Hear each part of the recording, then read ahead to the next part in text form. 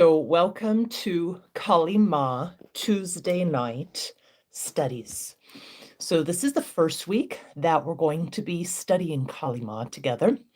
And I've set this program together so that people can come on, learn about the different forms and names of Kali Maa, different practices. But to start our first circle, as we'll call it, we're going to be studying what we call the Kali Sahasranāma Stotram. So I've taken lots of notes here so we can go over everything. And as we're going along, feel free to leave your comments and let me know if you have any questions also, and I'll try to catch it on my computer at the same time. So this study group will go on for 30 minutes-ish. Some of the verses will be longer in nature, longer in discussion, and some will be shorter. So before we go ahead and begin, let's start by setting a circle around us. And we'll try to always start by creating space of spiritual purity around us. So let's bring our hands to heart center. Take a nice big inhale. Exhale. And just relax the mind and the body. And we're going to do 3 ohms to reconnect in with the spiritual energy that connects us to Godhead. Inhale. Aum.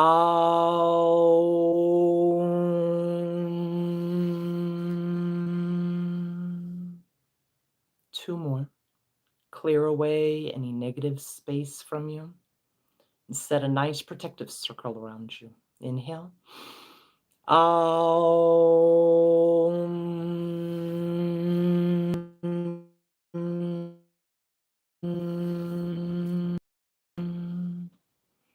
And always begin before entering into studies of the Mother Kali Maa.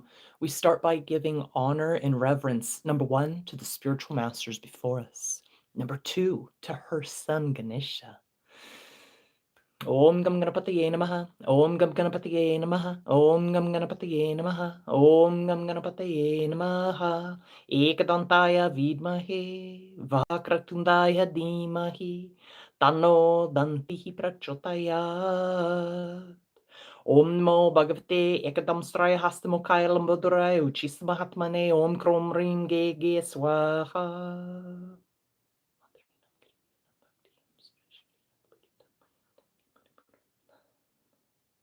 Jema. All right, so I talked a little bit about the Kali Sahasranāma. Kali Maa we know is the Holy Mother. Sahasranāma.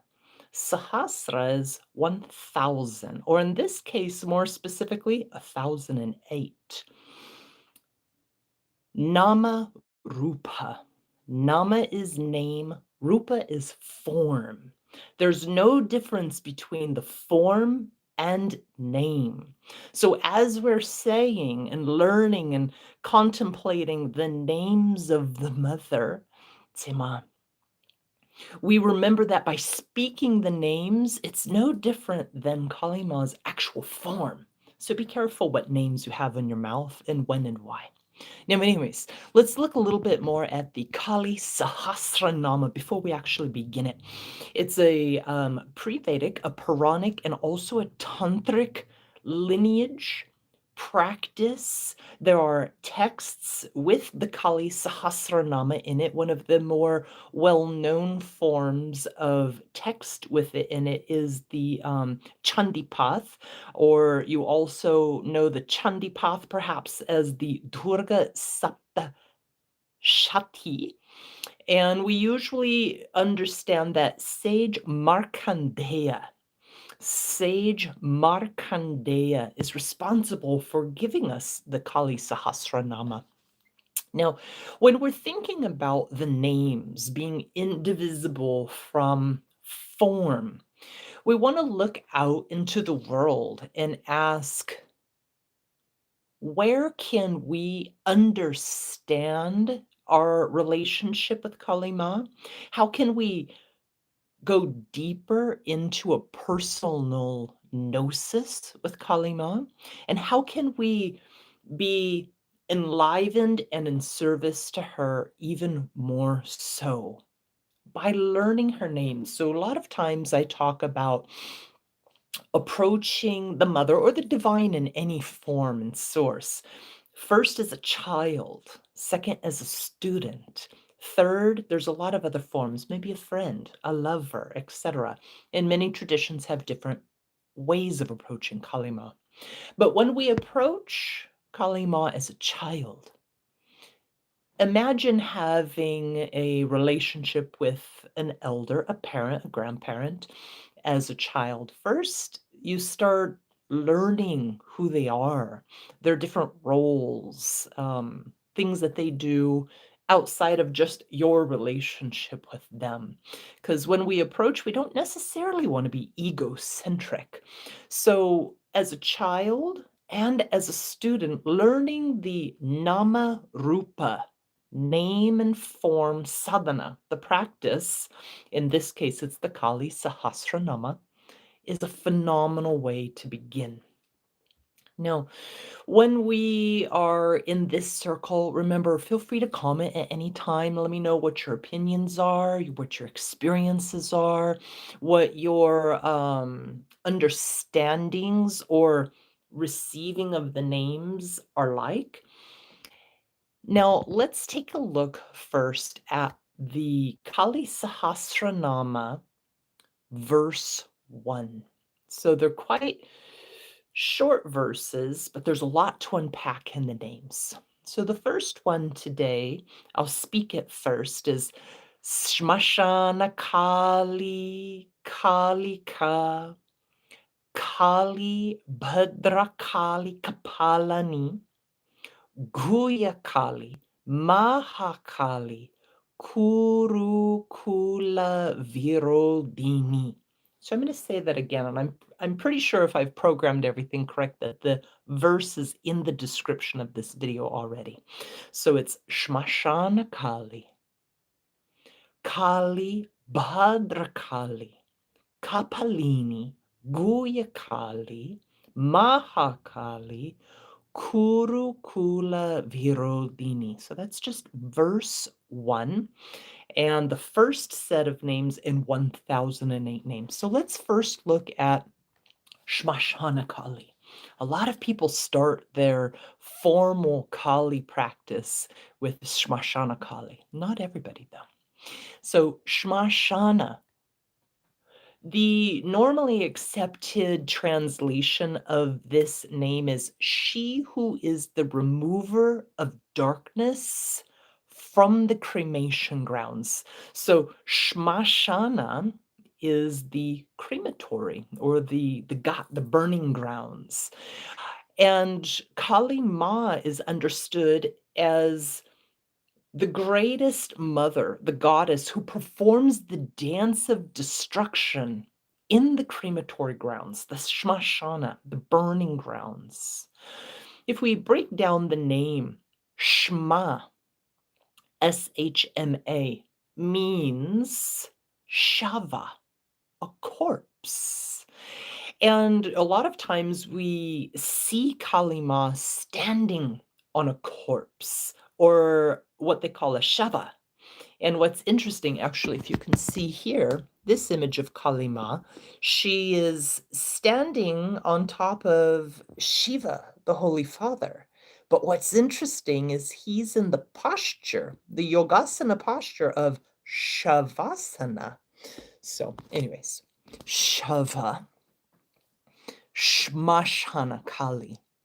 Now, when we look a little bit different at the linguistics, Shana, S-H-A-N-A, refers to shanya, a bed. So sometimes people understand Kali Maa as laying or dancing over a whole bed of corpses. Of course, because she's in the burning grounds and she's the goddess of not only birth, but also creation. She brings us in, she takes us out.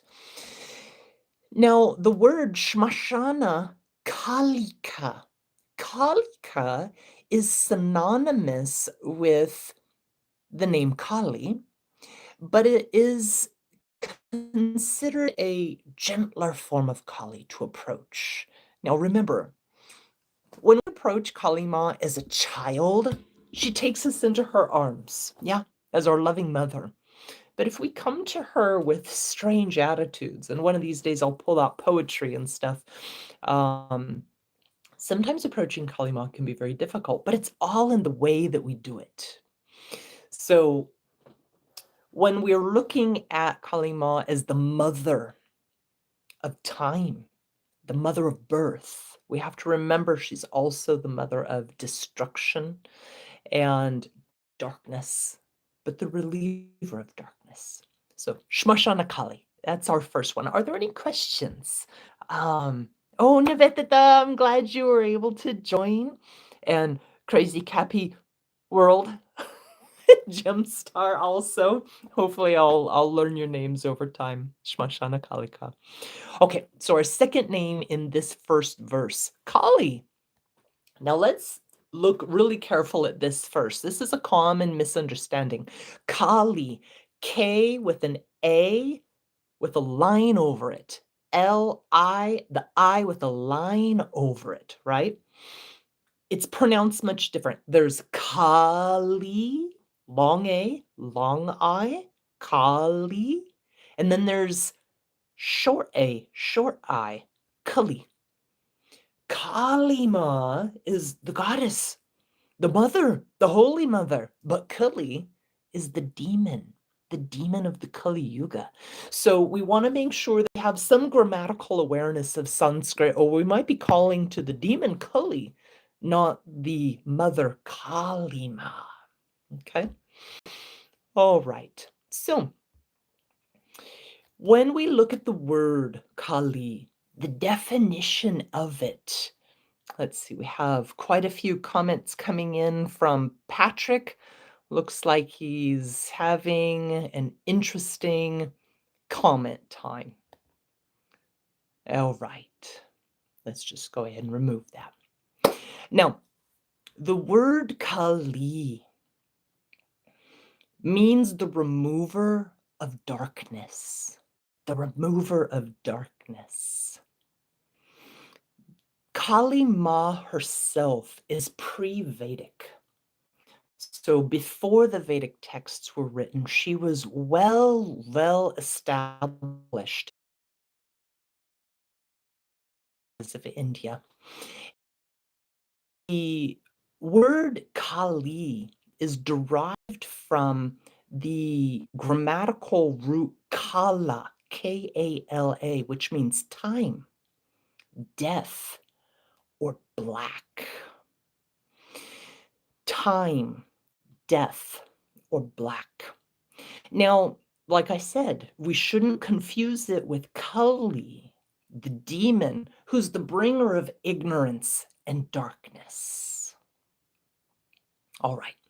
Now, Kali Maa is also known as Kundalini Maa. And Kundalini Maa is the divine feminine, the Shakti energy that rises up through us. If we've studied a little bit about subtle therapies and subtle body, we understand that Kundalini is Shakti Maa, Kali Maa herself, laying dormant in the Muladhara chakra, dormant only because of our ignorance. And when we begin to awaken it, then Shakti rises inside of us. So Śmaśānakālikā, Kali. Now our third is bhadrakālī. All right, now bhadrakālī is she who is the excellent remover of darkness. B-H-A means delusion or maya. Dra means the most or greatest.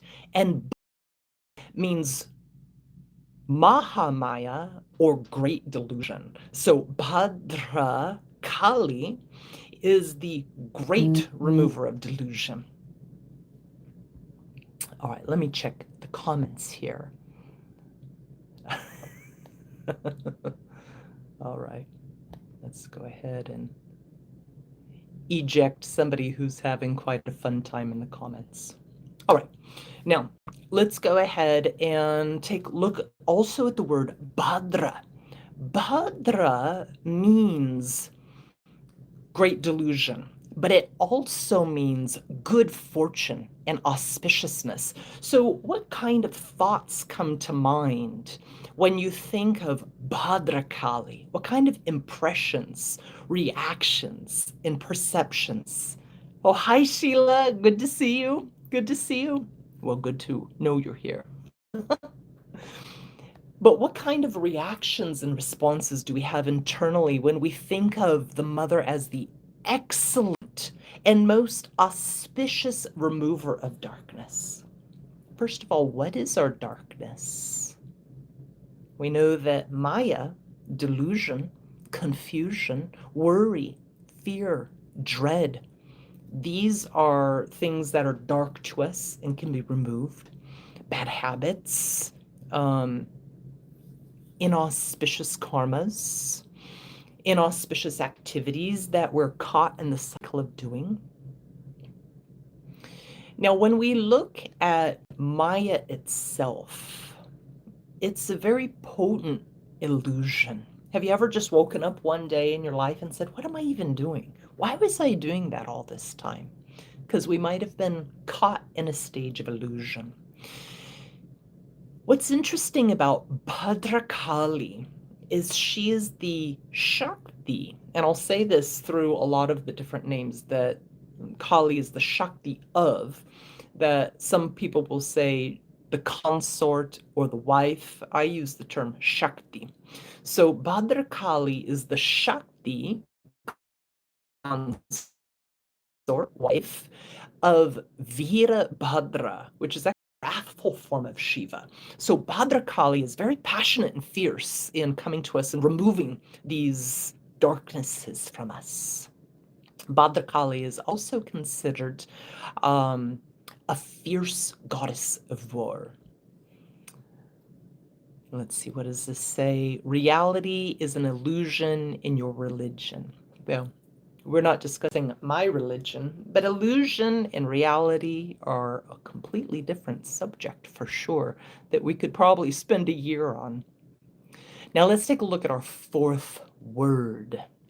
The fourth word that we're going to look at in the Kali Sahasranāma is kapālinī.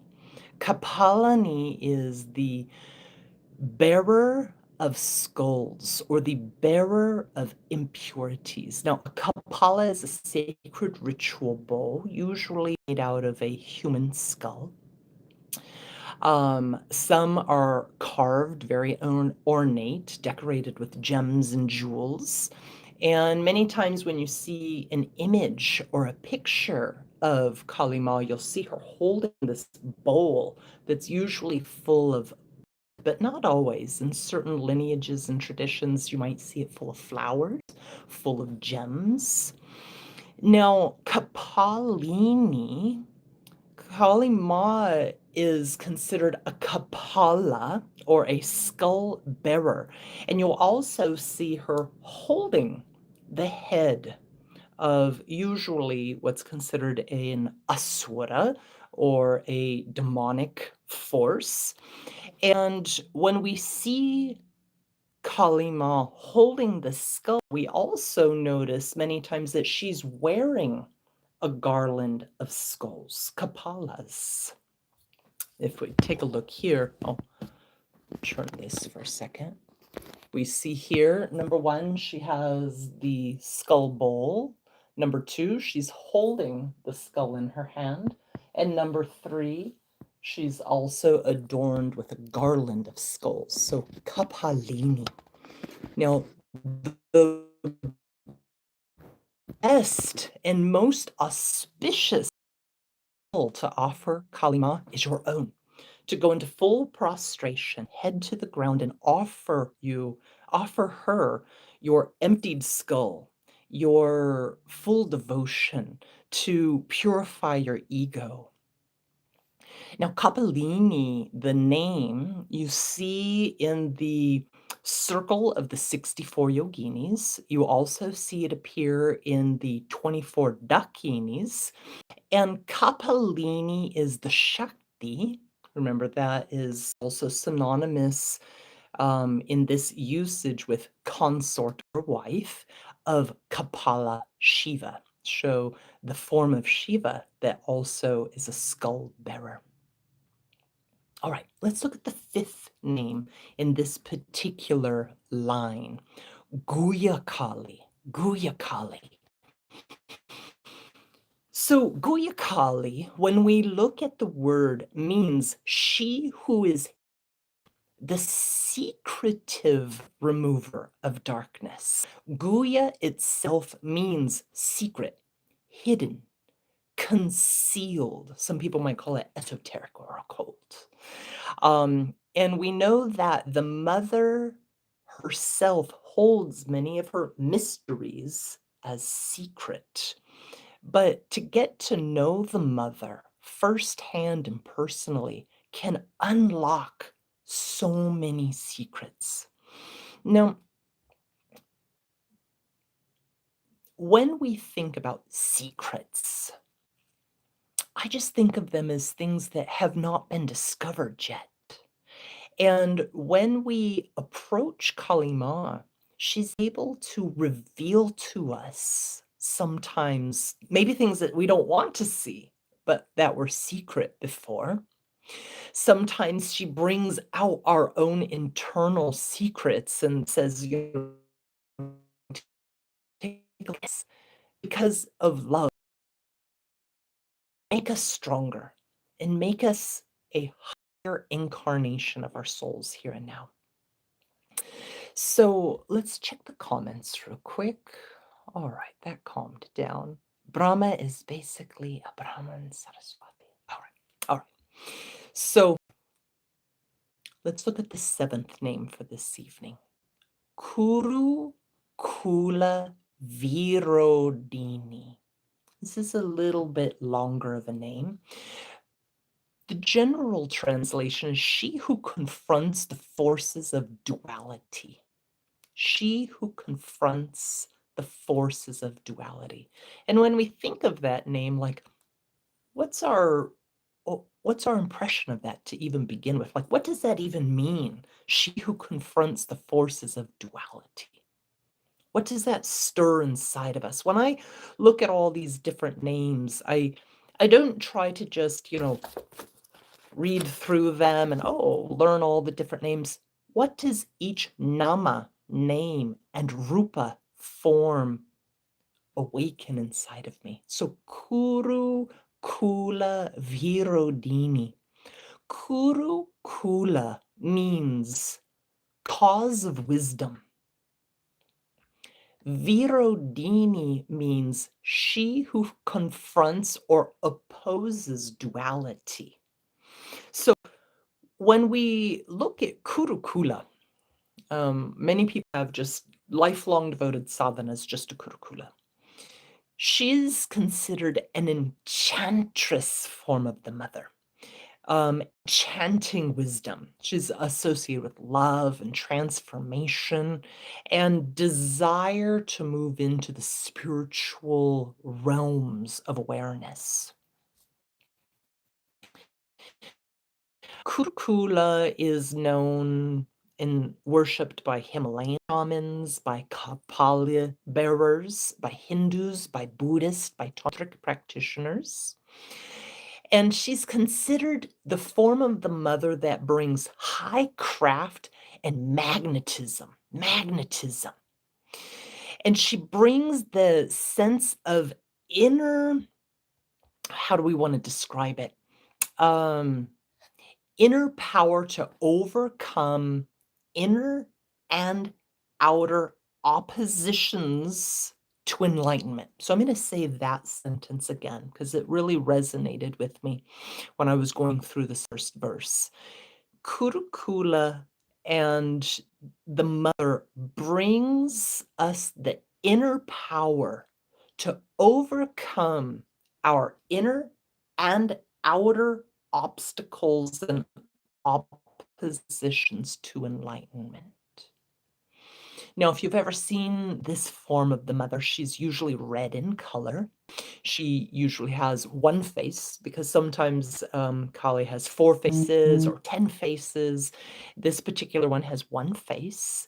And in this form, she has fangs. She also has 3 eyes, a crown of 5 skulls, a necklace of skulls, typically standing on a corpse, wearing a tiger skin, with 4 arms, holding a bow, an arrow, a hook, and a noose. So let's reflect back for a few moments and read our first verse.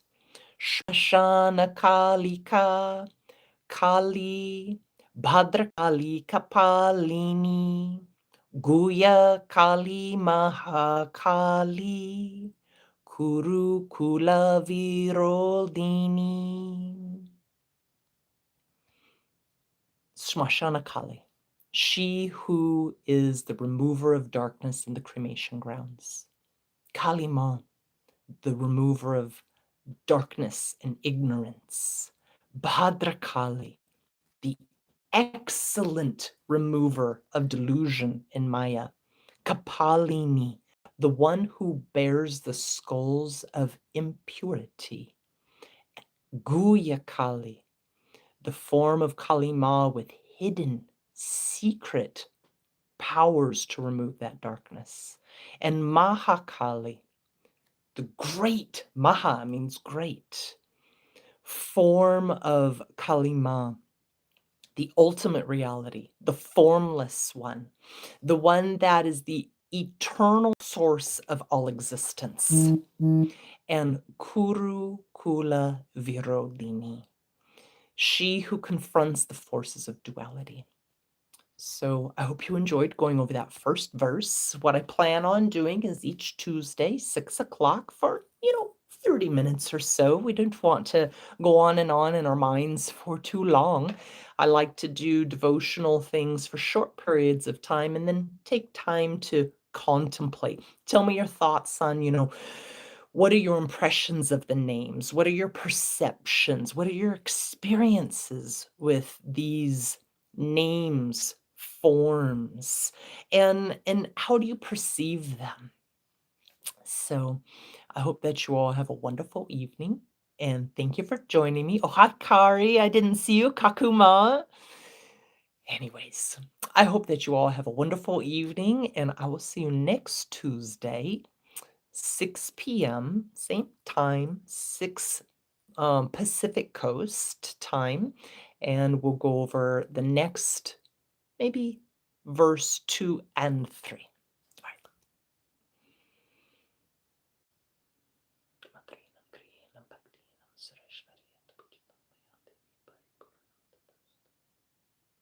Jema.